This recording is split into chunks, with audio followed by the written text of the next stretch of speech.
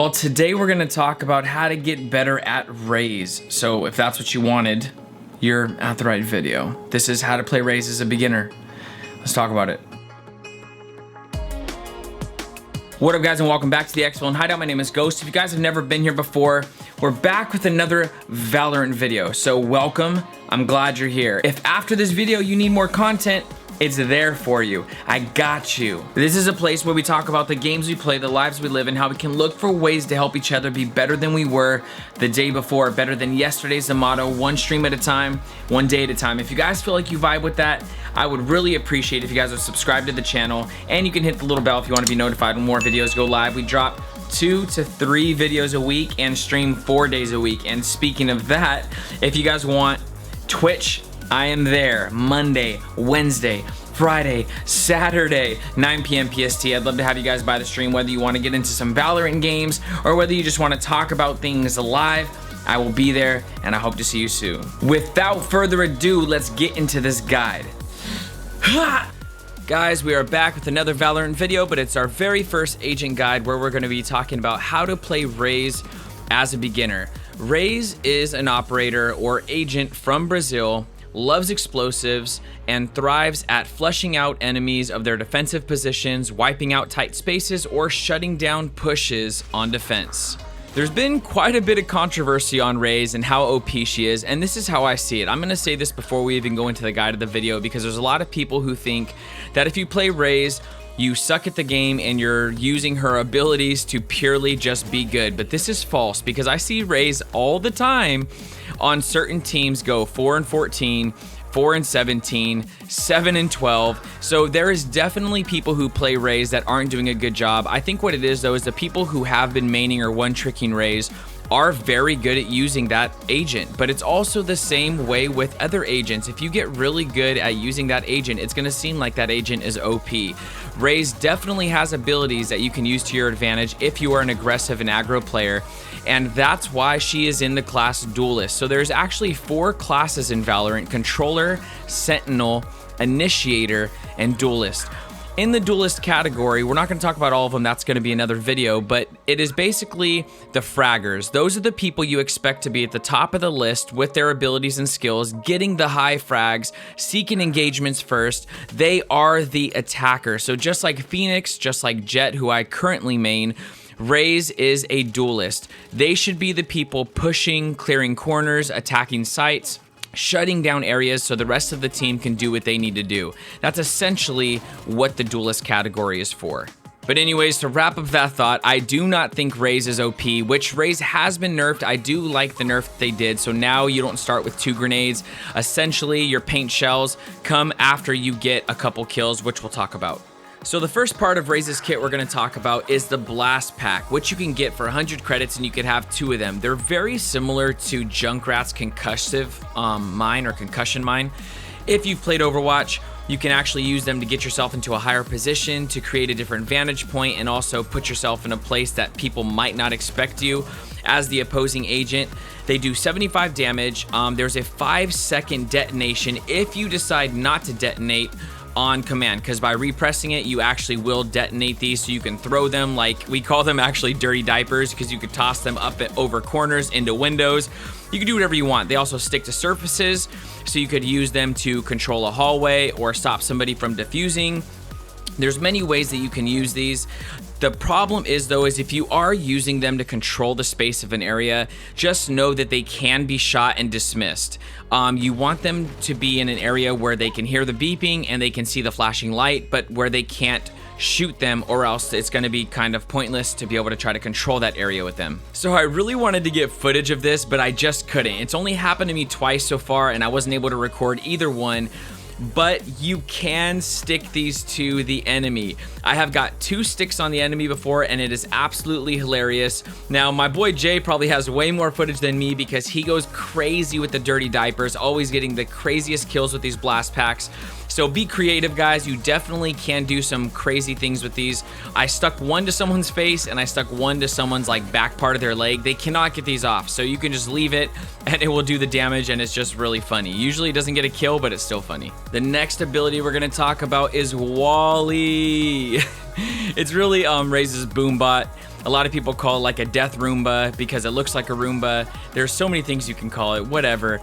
It's really cool, actually. It's basically a little robot that you set down and it goes into a straight line and then bounces off of walls that it runs into because it's going straight, and it detects any enemies in a 90-degree field of view. So I want to say this because there's a lot of people that will put it down a hallway and then push the hallway if the Roomba doesn't detect anybody. But what you have to understand that if somebody is to the left or right of the Roomba and the Roomba isn't going back and forth like in a crisscross pattern, it's just going straight, that 90-degree field of view most likely isn't going to detect those people. So you still have to be careful. You have to be very creative on how you bounce this thing, because if you bounce it in a good way and you kind of don't always use it to be straight, then you can get a lot of good kills with it. It does 125 damage, but it also has 100 health, which means people can kill it. It's not just indestructible. The other part is you need to realize that wherever you put the boombot from, people are gonna know that's where you're coming from. So if you use it in a straight line, you want to move essentially. You don't want to just set it down and then push directly behind that straight line, because they're going to know that Roomba's coming from this way. They're most likely this way. In these clips where I'm using the boombot, you guys can see what you want to do with it. Essentially what you want to do with it is use it to clear areas that you don't want to waste your life trying to clear or trying to push.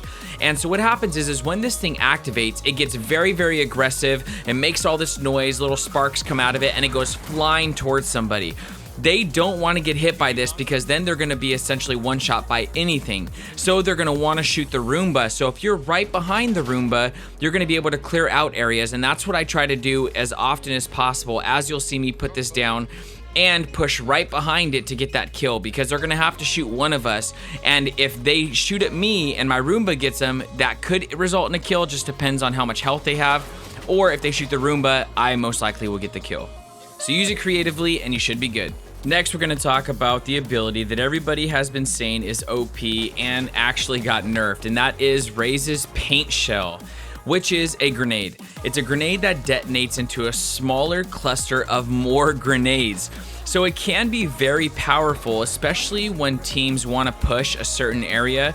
You can definitely wipe out quite a bit of people, being that every single grenade does 55 damage, which means a full grenade will hit for 275 damage. Now, the way that it does explode, it's not instant, so it does give people time to move.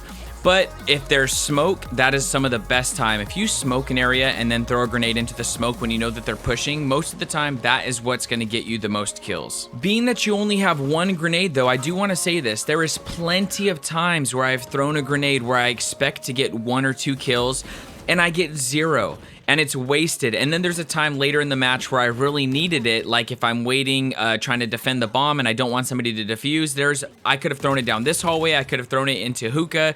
There's so many areas I could have used it, and in the beginning I wasted it. So make sure you actually hear them pushing, or you're using it in an area where you know that you're gonna get the kills. Now, if you do get 2 kills, you will get another grenade, but I wouldn't rely on that factor alone just because you want to throw it. So it can be powerful, just make sure that you use it smart. And lastly, we're going to talk about Raze's ultimate, which is called Showstopper, which is essentially a rocket launcher that causes a massive explosion on impact that usually will kill you if you get a direct impact for sure. But there is a blast radius causing less damage as the splash effect happens. So it goes from about 20 damage to 200 damage depending on where they are in the blast radius. But if you get a direct hit, you will kill these people no matter where the rocket is. So if you shoot it and it hits them at 50 feet or it hits them at 2 feet, either way, you're gonna get the kill at 200 damage. So one thing about this ultimate that isn't utilized too much is that it's on a timer, which means that you can pull out your rocket launcher, switch back to a weapon, get a kill, and re-pull out your rocket launcher. Now, this doesn't happen very often because most of the time when you're pulling it out, it's because you want to use it right then and there. But also you could use this to bait people, and you can basically pull out your rocket and then she says a voice line called "Here comes the party," and everybody knows just run at that point. Do not try to push that corner. Do not look around. She's going to be coming out of with the rocket. But what you could do is you could pull that out, say "Here comes the party," and then they could be waiting for it. They could scatter. You could push in with your weapon and then re-pull out your rocket if they come back. So there is some different things that you can do, but essentially it is a rocket launcher that is going to cause a lot of damage. So have fun. I really think that you guys are going to have a lot of fun playing Raze. I really hope that this guide helps you guys become better Raze players, especially as beginners. And also I wanted to throw out there, Raze works really good with certain agents. So like agents like Breach or Sage who immobilize with freeze or breaking up the ground and destroying everything. Those are going to work really well with you because you're going to have grenades, you're going to have all these explosives that are really good for getting people when they're still. So make sure that you're comboing with different agents that you play with and you are using Raze to the best of their ability. That's going to wrap up this guide. I really appreciate you guys coming out and watching another video. Let me know down in the comments what guide you guys want to see next for what agent.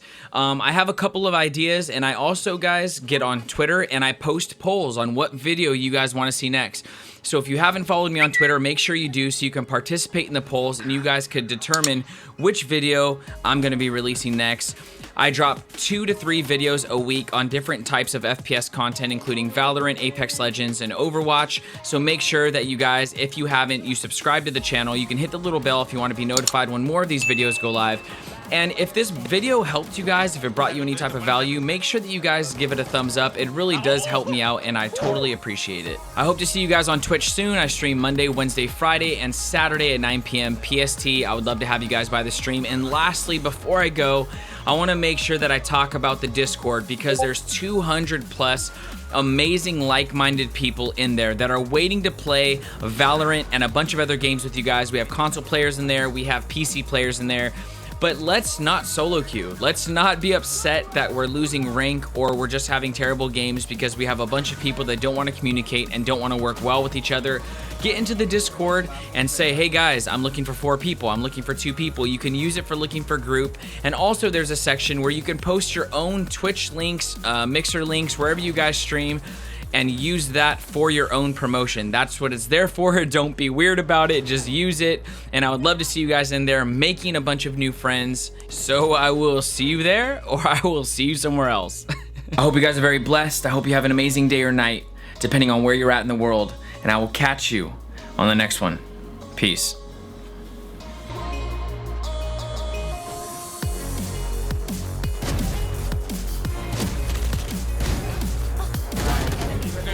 The Bucky! I told you! No,